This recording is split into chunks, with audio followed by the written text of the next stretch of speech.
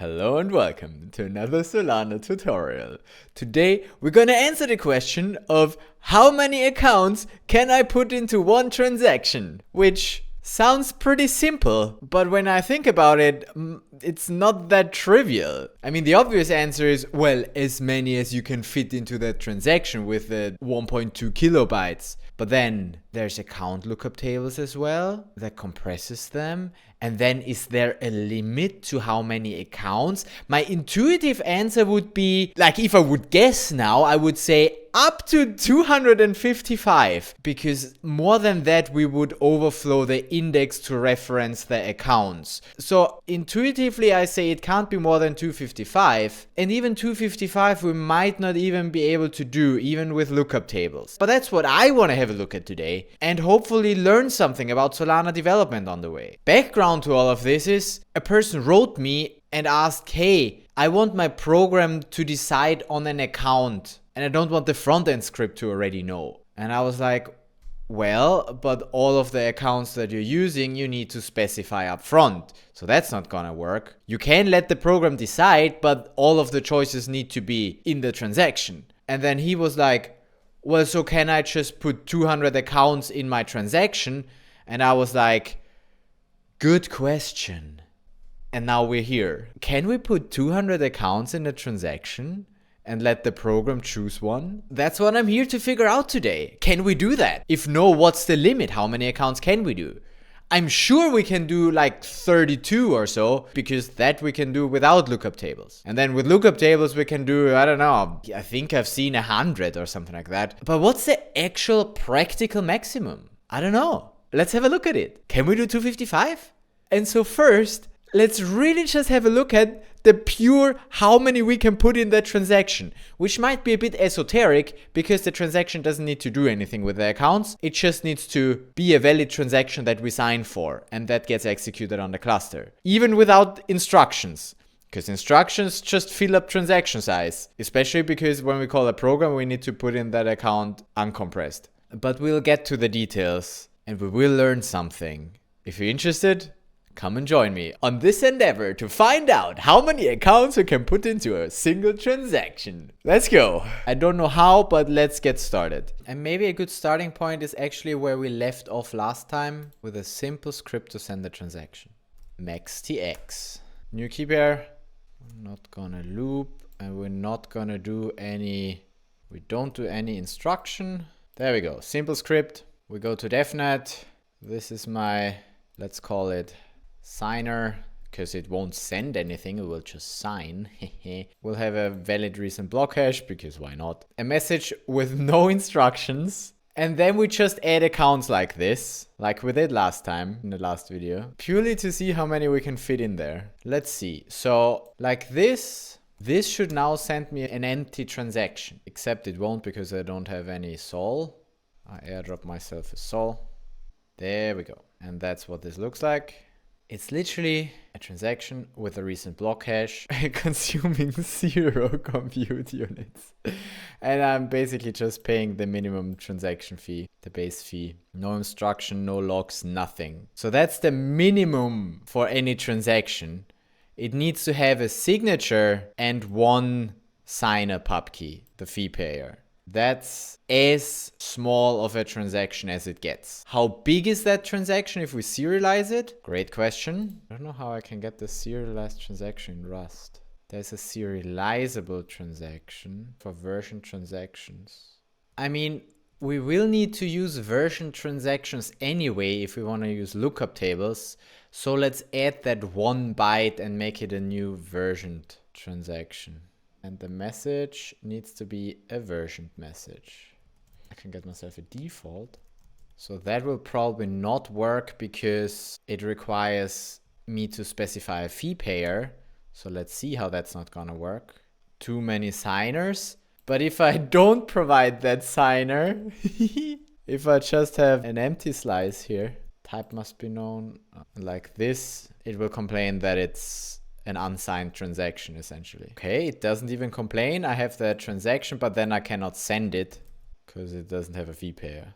Failed to sanitize account offsets correctly. So apparently I sent it to the RPC, but RPC was not happy. So account offsets because it expects one account and I just gave it a transaction that doesn't have accounts. Maybe something like that. But anyway, to make it a valid transaction, I will need to set the block hash, but also first let's just set the account. I mean, let's just build it properly like this. Oh, and that I can do like the old one. There we go. Then I sign again with my actual signer. Okay, that should almost be a valid transaction now, except we don't have a block hash. There we go, block hash not found. How do we get the block hash into a message? Either we set it in here, and then it complains that this is not mutable. Or we can also set it in our message here. Set recent block hash. That should then do the trick, and then I can run it, and that should actually be the exact same. Even though we use the version message type, we still use a legacy transaction. So we're not even adding that 1 byte in transaction size. And it does the exact same thing. 0 compute units, and we just pay the base fee. That's it. Sweet. Now let's find out how big that is. That's where we were. Can I now? Still not, even though that is a version transaction. This was pointless. It's still not helping. I mean, what is this thing doing? Hold on. The send and confirm. Serialized, encoded. Serialize and encode. That's where it does it. So the serialized is basically a serialize input, which is the transaction. And then it encode. Do I have access to a serialize function? Yes, in Solana, there are different ones. This one is in... Can I also use bin code? Let's edit. Now, serialize this transaction. You'll just die if you have an error. That's fine. I'm not sure if I'm doing this right, because I'm not sure if I don't need to put some other data there, but I think that's what they used. What's the input for that? Serialize and encode directly that transaction. Ah, shit, that's a serializable transaction. Also a serializable transaction, but that's what I'm calling, right? Yeah, you need a serializable. Can I just type my version transaction on this as well? Only allowed in arguments and return types of functions and methods. Okay, forget that for a second. Let's see if it just works. And I don't want to send it. Let's see what we get here. Let's scroll up a bit. That doesn't look like an actual transaction. Nope, nope. That data is too random. Or is it? No, wait. Hold on. First comes signatures. Maybe it's not random. Hold on. There's one signature. Shit, now I need to ignore 64 bytes. Oh yeah, it could be, because that could then be the list of accounts. Hold on. Yeah, could be. Roughly, that's the signature.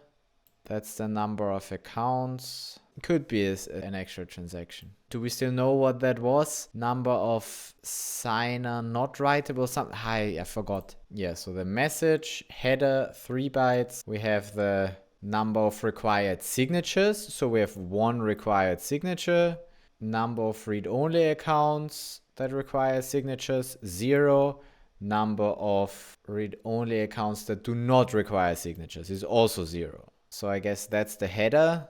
And after the header comes a compact array of account addresses. So there's 1 address, which is this one, which then corresponds to, you know, the signature. So that's the fee pair address, the 32 bytes. That's the address. Then comes a recent block hash, so another 32 bytes. 1, 2. Then compact array of instructions. Maybe I miscounted. Maybe that's still part of the block hash. And that's the number of instructions, 0. And afterwards would come the actual instructions, but we don't have any. And that's it. That's the transaction. So that's the serialized transaction that works. So this smallest possible transaction has 134 bytes. And in my analysis, you cannot have a valid transaction that you can actually send with less than 134 bytes. Because you need a fee pair, you need a recent block hash, and you need the 1 valid signature. Now, if we were to make it an actual version transaction, well, it is a version transaction, but with legacy. Wait, let me do that again. I'm going to run it again just to see if there's 3 again. No, it's not. Okay.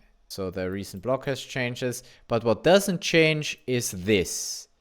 This stays the same because that's my pub key. The signature, of course, changes. The one stays the same because we have one signature. Okay, good. We're understanding, and we also see that this serialization actually does the thing that we wanted to do. Now, I said if we had an actual version transaction, let's not do legacy. Let's do an actual version transaction with V0. Can I get from legacy message? No, probably not.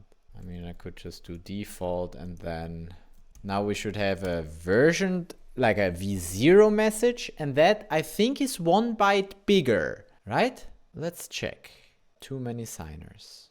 Oh, we did not specify that this account key is actually a signer. Oh, would I then also need to say manually? I mean, we're doing a lot of stuff manually here, but it's fun. Number of required signatures is 1, such that the first one is a signer. We're literally building it super manually now, but I like it. That's the kind of low-level stuff that I want to understand. I want to understand how transactions are serialized and stuff. There we go. We have 2 more bytes now, though. I wonder why. The first one I can explain. That's this one. The rest is the same. You know, that's the header that we this one is the header that we're used to, those 3 bytes. Number of required signatures, number of read-only accounts that require a signer, number of read-only accounts that don't require a signer, and then that's the number of accounts in this account list. And this here, this basically says it's a version transaction because it's larger than 127, or it is larger or equal to 128. So the first bit is set, and it's a version 0 because it's 128 and not more. This number minus 128 is the version. And so we have a version 0. We also see that here. There. What else is different though in this V0 message? Compact array of instructions changed from legacy. Changed from legacy? Probably unchanged from legacy. But then we have a compact array of address table lookups. That's introduced in V0. That probably means unchanged, let's be honest. Introduced in V0. We have the address lookup tables, or the address table lookups, whatever. After the compact array of instructions, we have a compact array of address lookup tables, address table lookups. And that's why we have an additional 0 here. So those 2 are the 2 additional bytes from a V0 message. We need to invest those 2 bytes such that we can save bytes later on with the actual lookup tables then. And just to prove that that still is a valid transaction, I'm just going to send one of those. This is now going to be a version transaction, a V0 that we send. There we go. Before we had the legacy, and now we have a transaction version 0. It does the exact same thing. It just pays the base fee, does nothing else. Cool, but it's a valid transaction. 136 bytes. Okay, so I would say step 1, let's do without address table lookups and see how many accounts we can put in one transaction, just so we have that number for sure, because I just think it's 32 or something, but I don't know how much it actually is. Well, I mean, hold on, I could even do an educated calculation. Let me just find the right number. 1232. So 1232 is the max transaction size, and we have minus 134 because that's what we need. That's all of that. That's the one signature and the header and the compact array bytes. However, one of those was already an address, my address, the fee pair. So I'm gonna add 32 again. That's the maximum that we have for accounts. Divide that by 32 and we get exactly 35.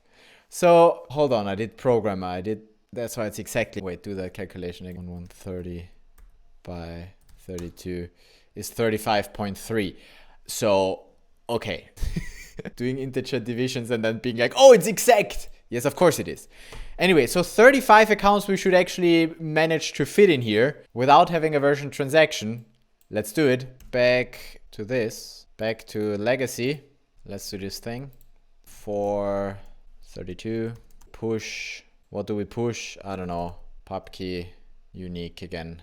Just give me any Oh, right, we're at the version message now, version transaction. We're gonna do this at the legacy message. Make that mutable and then push the keys in here.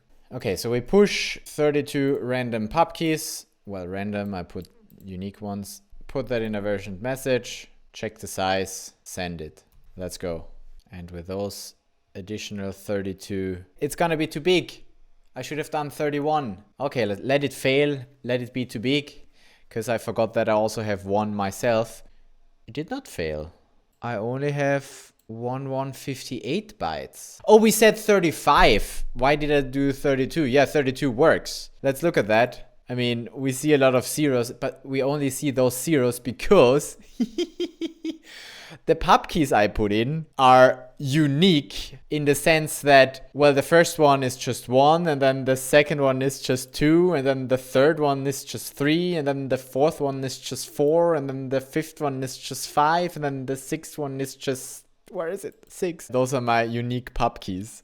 So if we have a look at this transaction, we see those are the pub keys, but really they just have in the middle 1 byte set to 1. I think because we looked at this yesterday, it was a U64 that it's using, and the U64 it sets to 1. And the U64 has 8 bytes, so 8 bytes of 32. So essentially of the pub key, almost all bytes are 0, except for that 1, the 8th byte.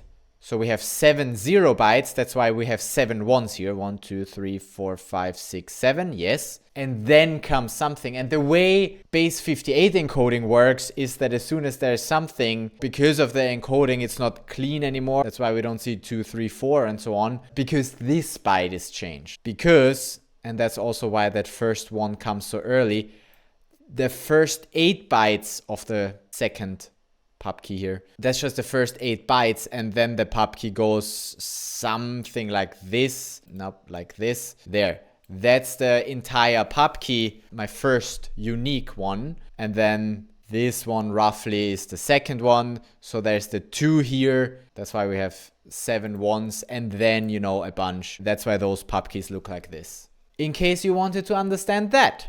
And it's funny, people seem to have been testing with unique pub keys before on DevNet because this guy has a bunch of Sol on there. Yeah, and it gets fewer and fewer the further we go down. But they have all already been used before. Funny. Anyway, point is we can have 33 accounts. If I were to do 35, it would die, because then we have 36 in total. This now will give me a transaction too big, I guess. Yep. Base 64 encoded, version transaction too large. There you go. Too large. We've got 1644 out of the encoded bytes were 1672, whereas the encoded byte maximum is 16, which is this much in raw, and my raw size is actually 1254. So the max I can do is 34. Let's do it with 34. Boom. I get a signature. There we go. I can have 35 accounts in one transaction, but I don't have any instructions in that transaction then, because, you know. Do you think we could fit an instruction in there as well? How many bytes did we have left? What was it? 1130 modulo 32. 10. We got 10 bytes, yo. 10 bytes. Can we build an instruction in 10 bytes? We cannot do a system program transfer because the instruction data is like, we have already 8 bytes for the amount of Lamperts, and then another 4 bytes for the instruction discriminator. Or was it 2? But doesn't matter. Even if it was just 2, we already reached the 10. And then we still need to say for which program and which account. But the one thing that I can think of is the no-op program, which is called the no-op program. And we can even fit an account in there, but no instruction data. Let's do it.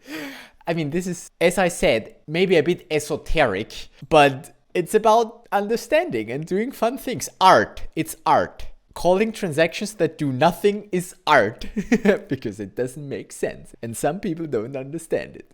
That's the definition of art, no? You might have a different definition. That's okay. So how do I do this? I'm gonna manually build this. Wait, are we in TypeScript? God damn it. Account meta. I'm gonna log you my signer pub key for fun. Doesn't need to be for this instruction data. I think I even have space for another byte of instruction data. And the program, no op. There. No op program. So then we will also need to, I'm gonna remove one here. Oh wait, I don't need to push the no op program because if I put that instruction in here, then it will add the no op program. So that should be fine. Yeah, so that should be fine. I just need to remove one here. And then let's do that. Let's see if we can do an instruction on the no op program with 35 accounts. I mean, it went through. See, the 42 made it in here as well. We have, so I think until here is the block hash. And then we have one instruction with one account number. No, that doesn't make sense. This would need to be the account number 0 because we had the account number 0. No. Okay, so I think it's like this.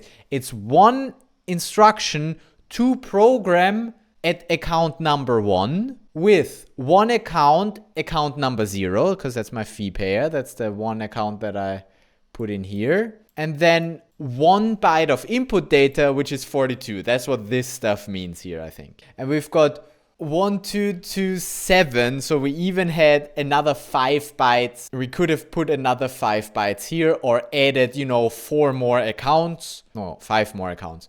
Or 5 more bytes as data to really fill up that transaction. Why can I have 5 more accounts? An account has 32 bytes.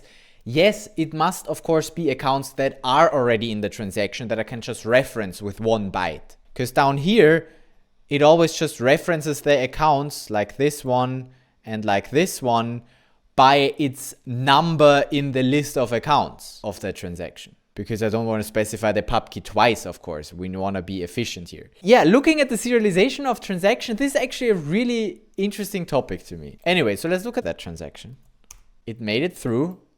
It used some compute because we had an actual instruction. And the no-op program actually did something, which was do nothing, except for deserialize the accounts and then do nothing with them. Something like that. Yeah, fun times with 42.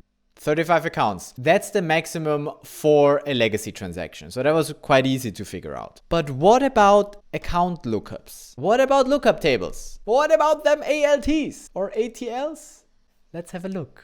But for that, we will need to use a version transaction v0 again, because only that actually has the accounts. Here we go again.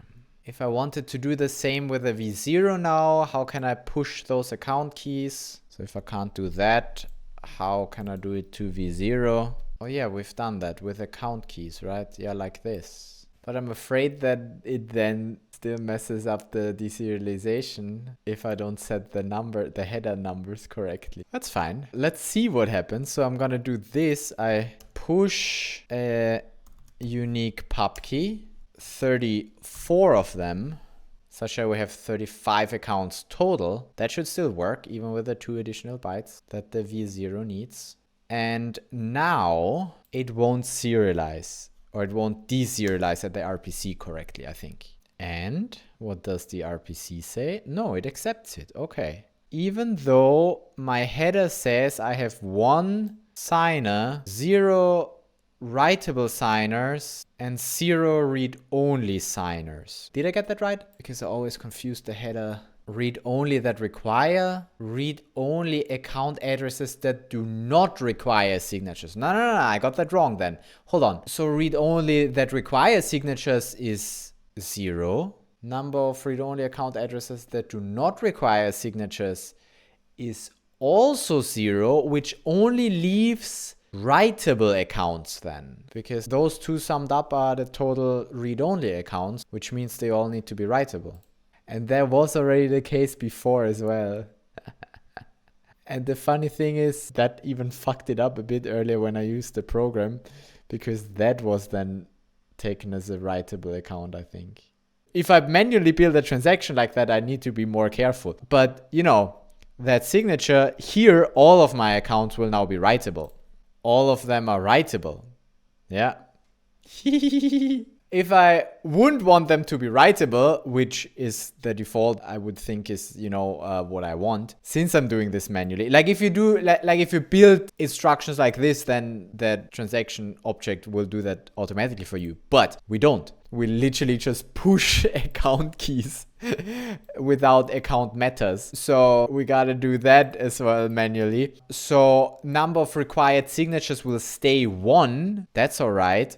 But then number of read-only unsigned accounts we will set to 34 because the first one needs to be writable because it's the fee payer. Leaves us with 34 that we want to have as read-only. So we specify that here. And if we do that and send that transaction, then all of the accounts should be read-only accounts.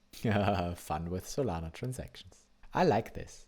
Because the header now says 1 required signature, 0 read-only signers, and 34 read-only accounts, non-signer. I still don't understand why they do it in that order with the read-only, but nobody even from Answer could explain that to me. If you have an answer for that, but it was probably just a design choice. But yeah, because I would have expected, you know, doing it with the writables first, but you know, whatever. There's probably some reason that saves you 1 operation or something. And now all of them are not writable. Funny, funny, funny. Fun times. Okay, cool. But we still only have 35 accounts in one transaction. We need more. And for that, we need lookup tables. So what we will need to do is create a lookup table and extend it with a bunch of accounts. I'm gonna do these. Such that we can then, you know, use that lookup table. And I've done this before, but before I go find my code, I'm just gonna ask ChatGPT to do it for me. That's it. That's all you can do. You are hallucinating again. But it is like that. SDK address lookup table. It's there. What? So create instruction, create lookup table. Authority is my signer. Payer is my signer. And we need a recent slot hash. I know that you give me the block hash and the height. Why don't, like, can't you? Well, I'm just gonna query again then. That's a bit inefficient, but whatever. Okay, what else? So far so good. We have the instruction and ALTC. Yeah, I think I remember that correctly, that it gives me the address of the ALT. I can't just provide it like you would think. You're hallucinating this function. You're close, but you're hallucinating. Okay, now I just need to get that into my message. If you don't do it manually like me, what's the regular way to create a message? Try compile. There we go. That's how it's done. Then I don't need to do that manually. So payer is my signer. Instructions, let's do create. Address lookup tables for now, none. And then we just unwrap because that's definitely gonna work. Cool. Message. Then we put that into a version message. Try new. That also sounds good. Cool. And then we will need to extend it. And we already know how many accounts we can put into one transaction. 35.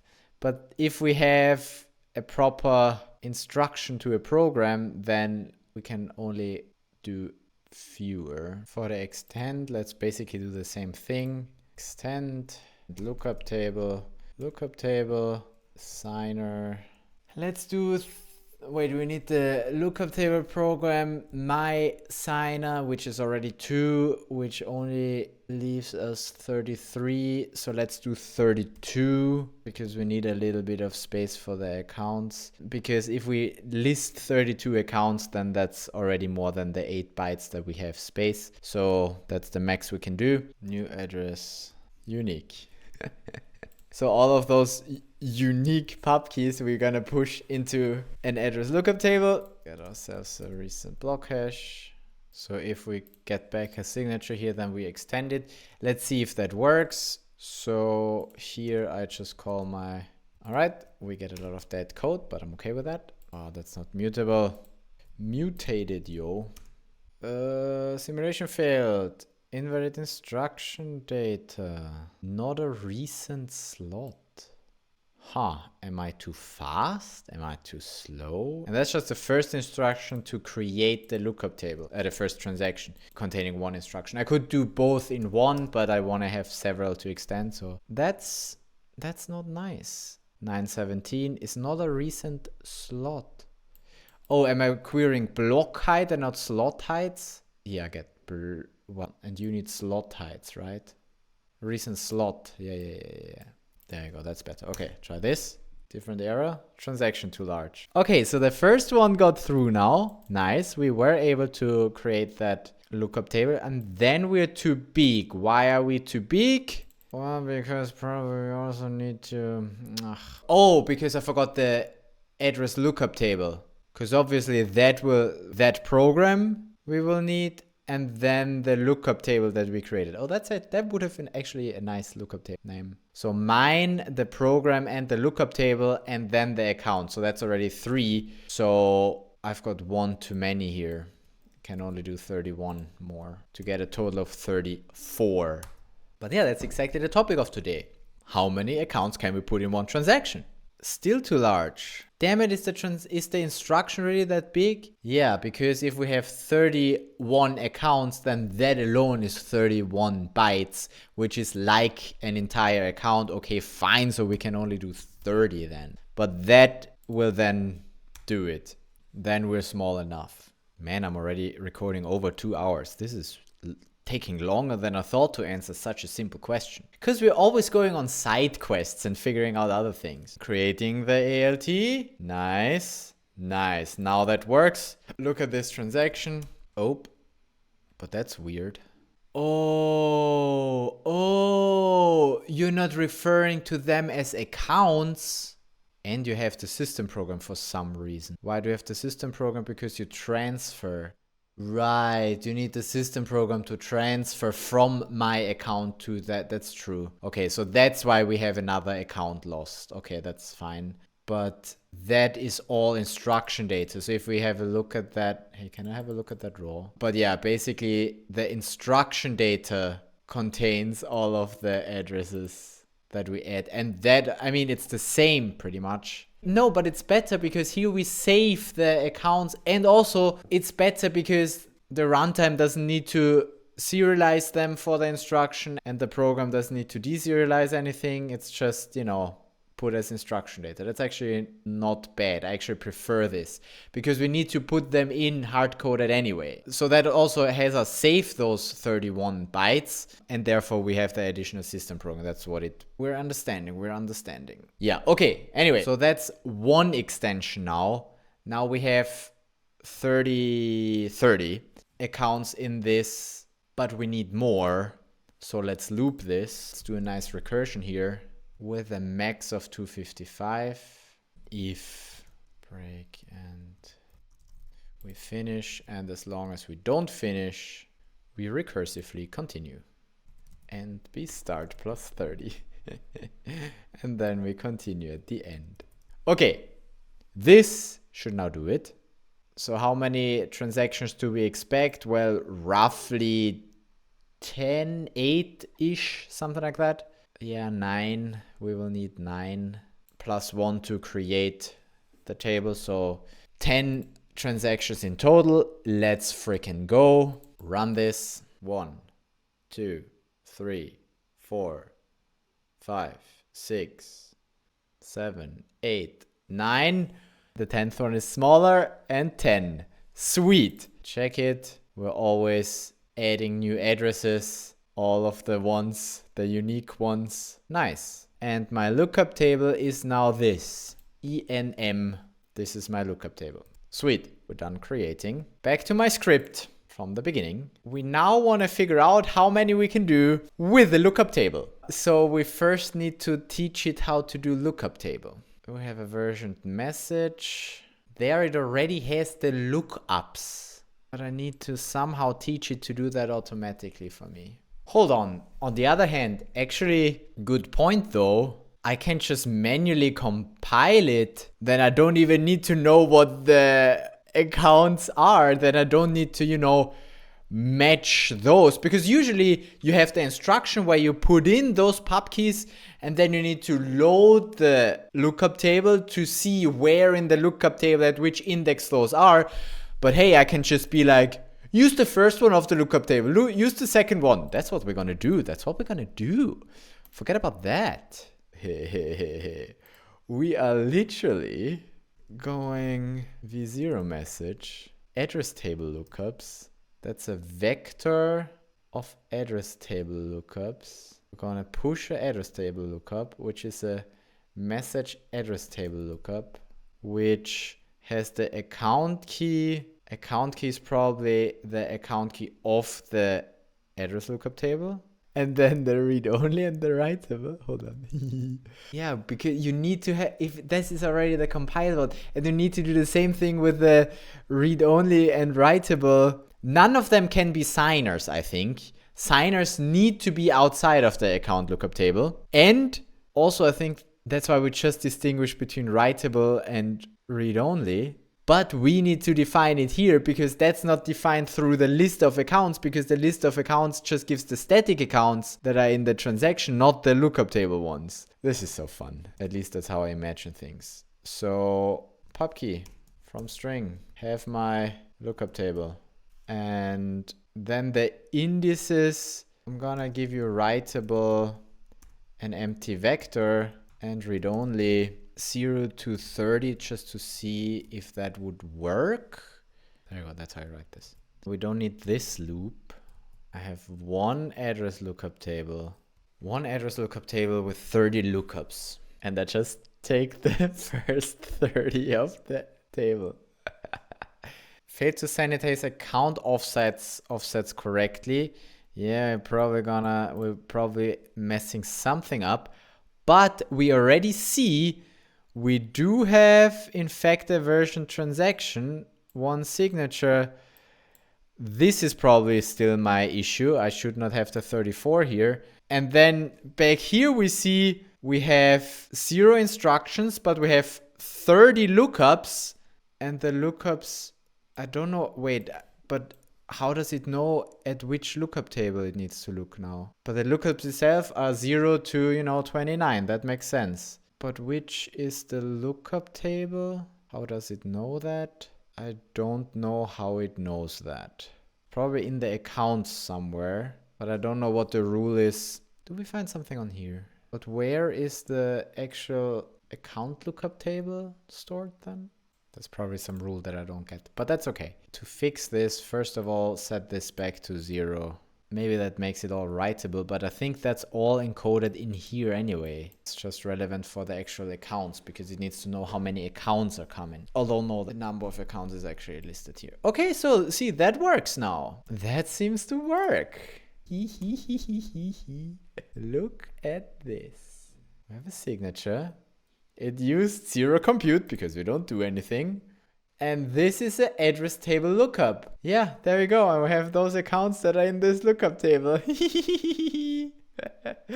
Up to the 31. And 1 was my signer. Okay, cool. And that transaction was only 200 bytes. Okay.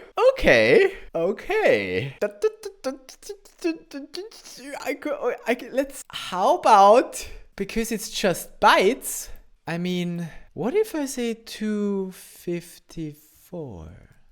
I'm just gonna run this. We're just gonna see what happens. Because byte-wise, the transaction will not be too big. That should fit in there. It's just like 220 more bytes. Too many accounts. Locked too many accounts. So there is an actual limit on how many accounts one transaction can lock.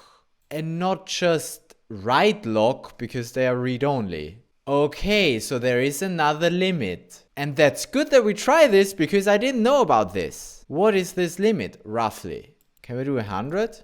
Because even here, because our transaction was also just 400 bytes.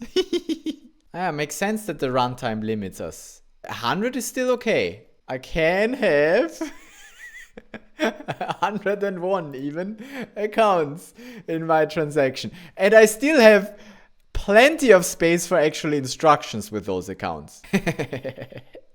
Okay, moving on. Binary search, 200. 200, let me guess, will be too many. Yeah, lock too many. You know what? I'm gonna Google this. Transactions can lock a lot of accounts and DOS on-chain programs. Added validation, check the limit the number of locked accounts per transaction to 64. That was in 2021. The limit was set to 64 accounts. Changes has been discussed and implemented to raise the limits. The threshold is 128. This functionality should be artificially restricted until appropriate cost measures are put in place. This feature bumps the account lock limit to 128. I think that's where we are right now. Okay, let's see if that's true. So I guess 128 should then still be too many because we still have my signer. Too many accounts, locked too many accounts. But 127 should be possible. And there we have it. That's the answer to our question of how many accounts we can put in a single Solana transaction. The answer is 128 because it's arbitrarily restricted by the runtime. So people don't lock too many accounts and, kill the validators. It is in fact not an issue of transaction sizes, as I thought in the beginning. Not the problem at all. Especially because I think you can use several account lookup tables in one, but that might be the topic for a different video. So even less than 300 bytes for one transaction. So that's actually a small transaction. So yeah, that's your answer. It's not 200, it's 128. You can have your program decide between 126 addresses, essentially, because you need to sign and you need to have your program in there as well. And then you probably want to do some more stuff, so you lose some other accounts for other things. But, that's roughly what we're talking about here. And for having that many in the transaction, you will need lookup tables, yes. But then, if you want to decide between 100 accounts, that should be possible. I wouldn't recommend it because there must be a better way for your front end to decide this. But, we had a simple question and we answered it. It was a simple question and it's actually even a simple answer. There is an arbitrary limit to it and it's currently 128. It might increase in the future if there's other, measures in place that this doesn't wreck the validators. But for now, it's 128. We learned something. You're welcome. If you want to learn more stuff, here are other videos of mine. Make sure you like this video and that's not how you do it. Like and subscribe and I will see you in the next video where we learn some more about how Solana works and how we develop our programs and just have some fun and do esoteric things like sending transactions that do nothing just so we learn something. All right. It's a good video, man. It's a good video. I like it. I mean, I've been recording for 3 hours. 3 hours. It took me 3 hours to figure this out. Yeah, but it's okay. It's okay. We figured it out. See you next time.